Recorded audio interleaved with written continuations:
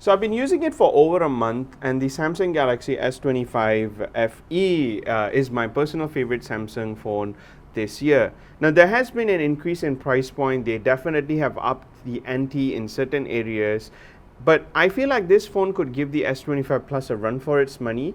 And since I've used this phone for over a month right now, I do want to share my thoughts and opinions, my experience with this phone. In fact, I even used this phone as my trusty second phone when I was in Singapore. So with that said, I'm going to share all about it in this video. So let's dive right in, and you're watching The Adventures of Vesper. Let's begin.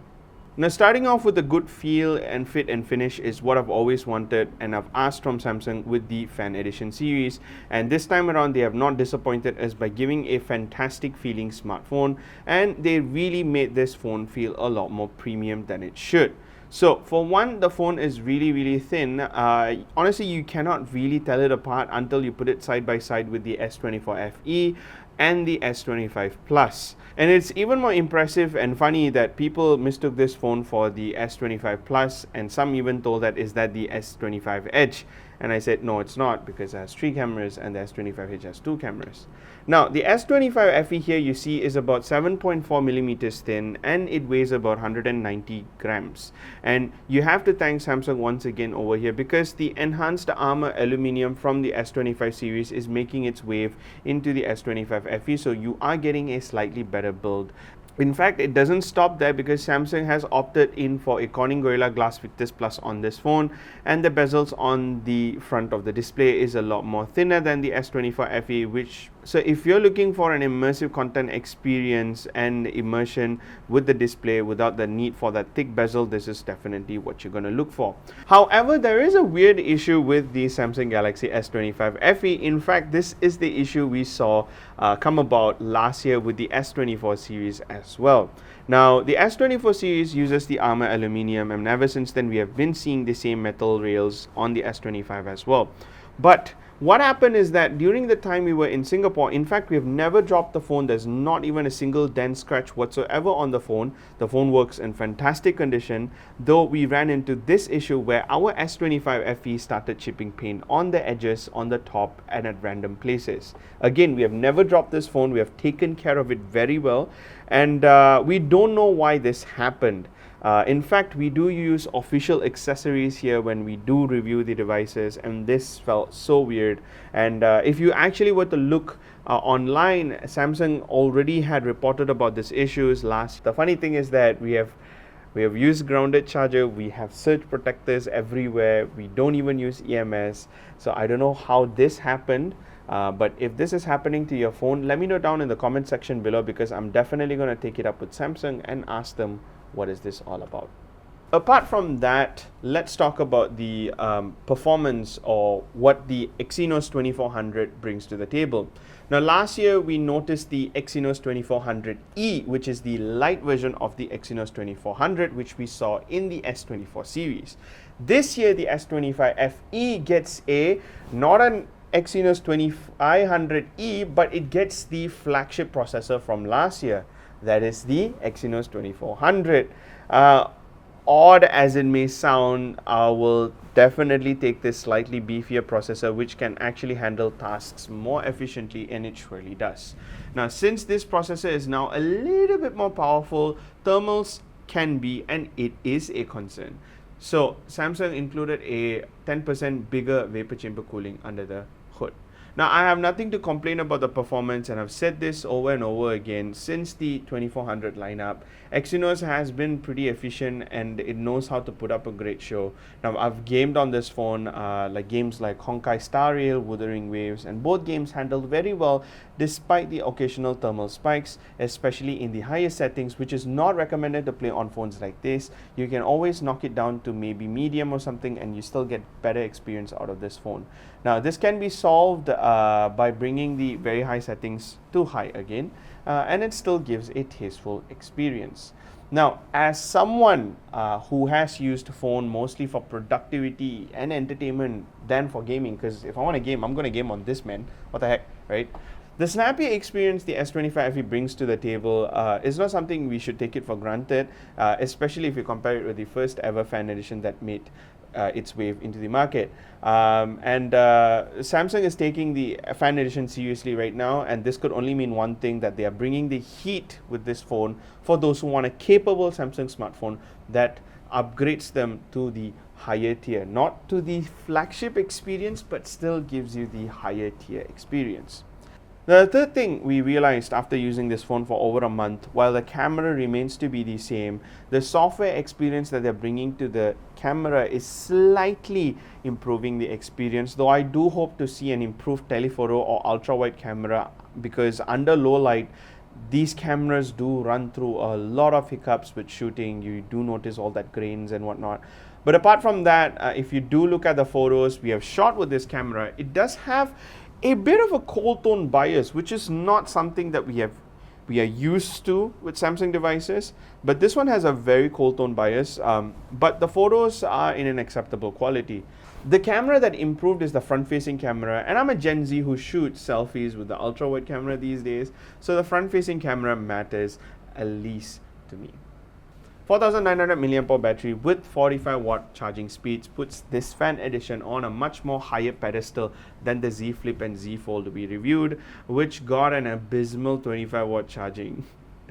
But back to the S25 FE, this phone has given me a day and a half to 2 days battery life on a single charge, which comprises of light to moderate daily use. And like I said, I don't game much while I'm out, but if I do, again, I resort to my gaming handheld.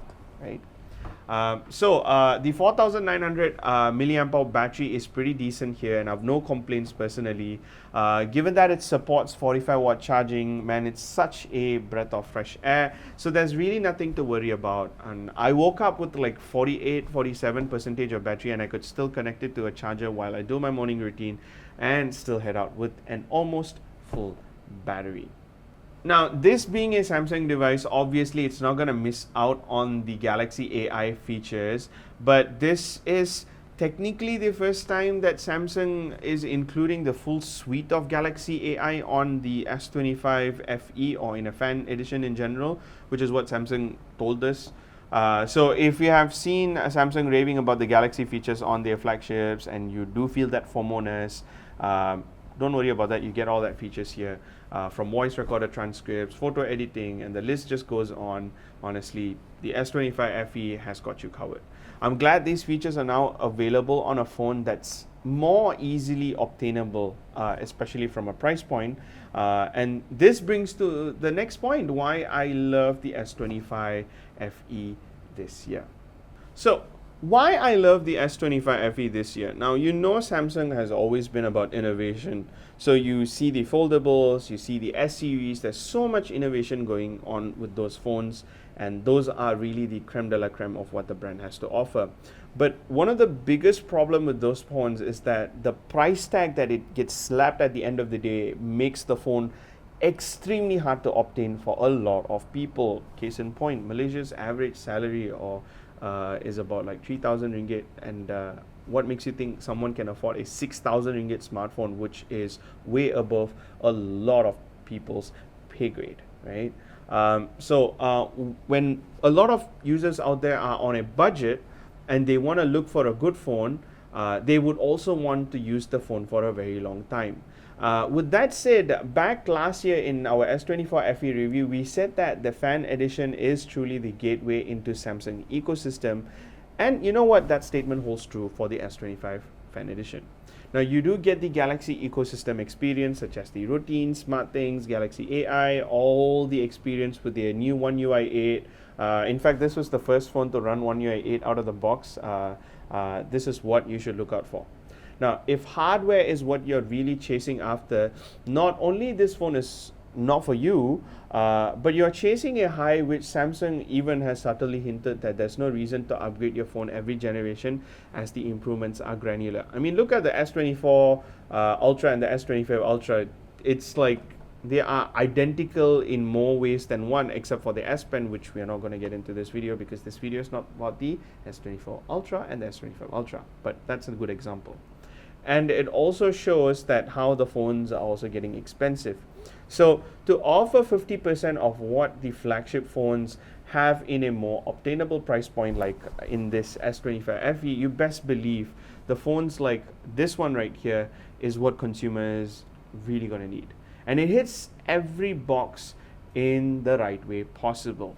You get fantastic software support, you get hardware that can even match up or like gives a almost equivalent experience to a flagship, and most of it all, you are really getting the S series smartphone but a fan edition with the right hardware under the hood. So the S series and the Z series are like your first class and business class smartphones, and if you want to tier this somewhere in that same type of lineup, I think this belongs in the premium economy, or even in the business class actually, if you think about it, because I think premium economy is the A series and then you have the budget series in the economy. But anyways, yeah, so you are still going to miss out on really good experience that perhaps the first class could actually offer, just like in plain, but the fan edition is still going to give you the priority treatment which smartphones like the A series tend to miss out on.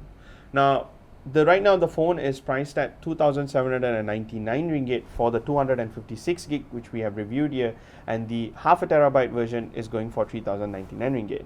Now both of these prices are justified in my opinion, and with the long update support, experience and security, we are really giving the thumbs up for this phone and the word of confidence for offering a really good flagship experience smartphone with adequate hardware that ages well over the years. And personally, I can actually see myself using this as a daily driver. Though that coating issue, we will definitely do a different content, a short form content. We'll post it up on our YouTube channel and our social media. So I guess stay tuned for that, because we really do need answers. Anyways, thank you so much for watching this video. Hope you guys enjoyed it. Give us a thumbs up if you liked it. If you already own the phone, let me know your thoughts down in the comment section below. We'll see you in another video. I'll see you then. Bye.